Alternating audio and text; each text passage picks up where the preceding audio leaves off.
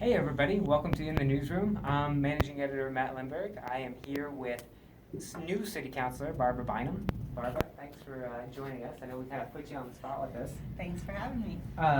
So let's talk. It's been less than 24 hours Yeah. since you got appointed to the City Council. How are you feeling about it? I'm really excited. I'm excited about the opportunity. I'm looking forward to kind of this new chapter for me and looking forward to serving the citizens of Montrose. Now, for people who don't know, you've served on the school board, and you are right now on the rec district board Correct. as the president. So I think people want to know, why now join the city council? Why did you want to take on another heavy commitment? Sure. Like you mentioned, I have previously served on the school board, and even before I did that, I served on the board of the Boys and Girls Club. That was really my first entry into serving in some capacity in Montrose. And moved from the school board to the rec district and specifically the rec center project in 2012, and have been working on that for a number of years. It's super exciting to see the rec center come to completion. And in that process, I've really had an opportunity to get to meet a lot of the people and to get to know a lot of the organizations in Montrose that come together. And when they work together, I think amazing things happen. And so instead of just being at the rec district in my role there, I wanted to look at serving on the city council, because I think it allows me to be involved in putting together more pieces to the puzzle that makes up our community. Do you think your time on the rec district board and the school board can help you or influence how you take on the city council? Absolutely. I think in both those capacities, you really need to listen. You need to listen not only to what the constituents want and the citizens, but you need to listen to the other players, and that can be fellow board members, that can be the staff that you're working with, or other agencies with whom you have to collaborate in order to get good things done.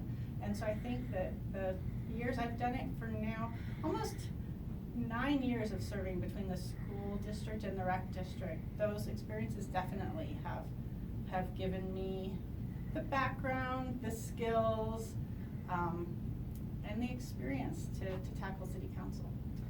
So we also talked earlier this summer about how you attended the Senior Executives in State and Local Government program at Harvard. That was in June. But can you talk again how that influenced you and maybe helped you make the decision to apply for council? Sure. That was a fantastic program. It was a 3-week intensive program at the School of Government at Harvard. And I'd like to just take a second to thank the Gates Family Foundation out of Denver. They do a program for Coloradans to help them go to that program. So they kind of sponsor them. And in that program, there were some nuts and bolts of state and local government, public financing, public policy. There was a component about leadership and what it looks like to be exercising leadership skills within your community.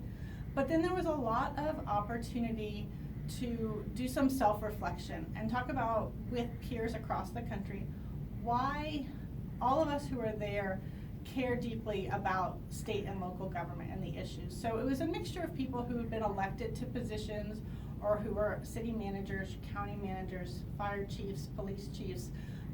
So a lot of different roles, but really people who have dedicated either professionally or in their volunteer lives to serving at the local government level, and how much of an impact local government actually has on people's day-to-day lives.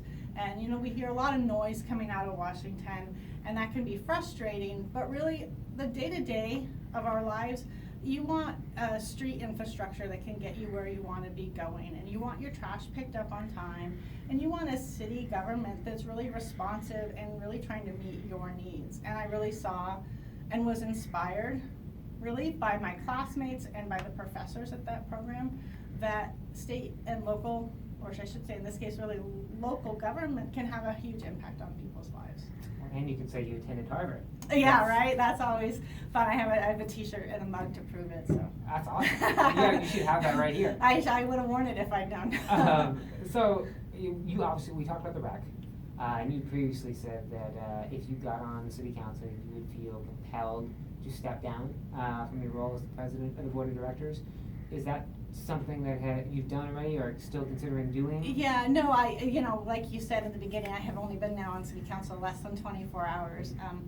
But I definitely want to give the position my full attention, and I just don't think that it would be possible to do both and do them well. And so in fairness, I think that I need to step down from the rec district, and that'll happen. We've talked about the rec center project. The rec center's finished, but the field house project we're nearing completion. And I have a lot of background knowledge about that. I attend bi-weekly construction meetings on that. And so it may be easier for me to finish that out perhaps, and upon completion of the field house, to step down. But Ken Shermano, who's the director of the rec district, and the rest of the rec district board, and I will figure out what is really best for the rec district. I would imagine you'd still be involved in that. It's been a passion project of yours for many years. We were talking about, obviously, that going back to the CRC. I would imagine that's probably one of your biggest accomplishments, being a part of that. But Absolutely. What do you consider? Absolutely, the rec center and getting that done and doing it well. I think that when we, as a group of citizens, got together in 2011, and we were looking at what kind of facilities would benefit our community in terms of recreation, it was a big decision to say publicly that what this community could really use was a full-sized rec center. It wasn't simply adding a gym to the old pool or rehabbing the old pool. That's a pretty bold statement to make and say, we're gonna go after it. We're gonna make that happen. And we did that in the fall of 2011, and here we are, 2017, and the rec center opened earlier this year, and I really have been working on that project this whole time. And I'm proud of the work that we've done. It was a good group of people. We made decisions along the way that I'm really happy with. One of the great things about being one of the last communities in Western Colorado to build a rec center is we got to borrow or steal all the best ideas from other rec centers. And so when I look at the kinds of decisions and the thought process that went into making the rec center what it is today, I look at it and I know, oh, that idea we borrowed from Gunnison. Oh, that idea we borrowed from Cortez. Oh, that idea we borrowed all the way from Wheat Ridge. And it came together, and I think it's a great facility that really is serving our community. More importantly, what is your record on the water slide? My record on the water slide. I've gone down both water slides, and that twisty one is really dark and really fast. Yeah. So it's fun. It's a lot of fun. It is a lot of fun. Yeah. I feel like I see a lot of kids enjoying it and just enjoying the water. Yeah. People often ask me what my favorite part is, and it's difficult to pick because I didn't get into the business of building a rec center because I am a swimmer, climber, pickleball player. I try my hand at a little bit of all those things, but there's not one thing. I got into it because I thought it would be good for our community. That being said, I think one of my favorite places has always been and continues to be at the end of the lobby around the corner is that play structure. And that's part of the free part of the rec center. It's part of the lobby, and it's a place where young families can go with their little kids. And I think that's the beginnings of community, is when maybe a mom or a dad who's home with a 2-year-old can go to the rec center and meet someone else who's home with a 2-year-old. That's really cool. Yeah, I think that's cool, because in our community, those 2-year-olds are going to end up going to school together the rest of their lives in Montrose. That's true. We're a small community, and so I think it really is like kind of the foundation. And so I still think that playground, it may not get a lot of attention compared to water slides and 27-foot high climbing walls, but I like that playground. Yeah, it's pretty neat. Yeah. So we talked previously for a recent story in the Montrose Press, that's a shameless plug, that you weren't applying to join the city council for your own agenda or issues you had in your mind. You really wanted to listen to what the community had to say. So I'm just curious if you've gotten any feedback thus far about what people consider the issues are in Montrose. Sure, yeah, I've already been stopped by a number of people to tell me what they think their particular issue is. But I really, I think that as city council, you need to always remember that people are gonna come at you and they're gonna talk to you about the dog park, or they're gonna come and tell you about the street on their block.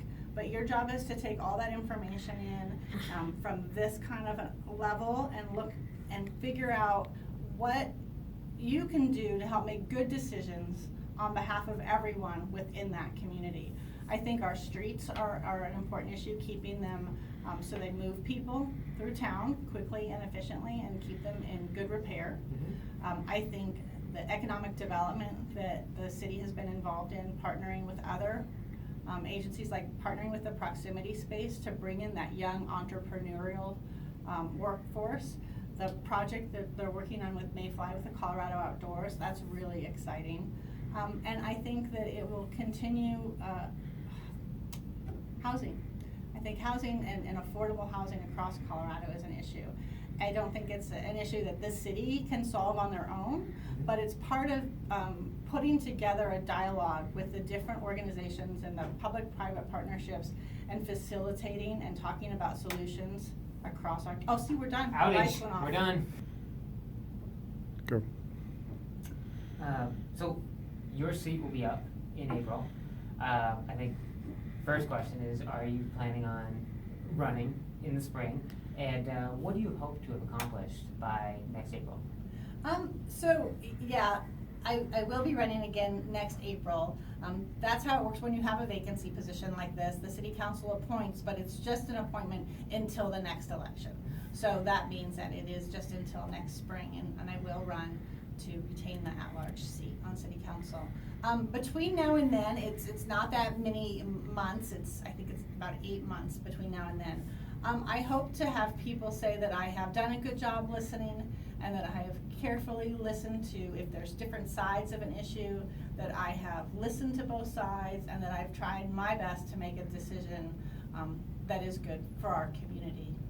So if people want to reach out to you, how can they do that? So I just got word, I have a brand new email with the city of Montrose. So if you go to the city's website, all the counselors are listed there, and you can click right on a link and you can email them. I'm also on Twitter, BK Bynum, so that's an easy way to reach me. BK Bynum. At BK Bynum, because you and I have shared and retweeted, yes. Yep. So that's a good way to reach me as well. Is there anything else you want to say to Montrose? I am honored for the opportunity to serve. I think that really when the public trusts you to make decisions about their community, that is an honor, and it is something I take very seriously. Well, I really appreciate you coming on and talking with us, and yeah, Thank you. Thanks for everybody having for me. watching. Thanks.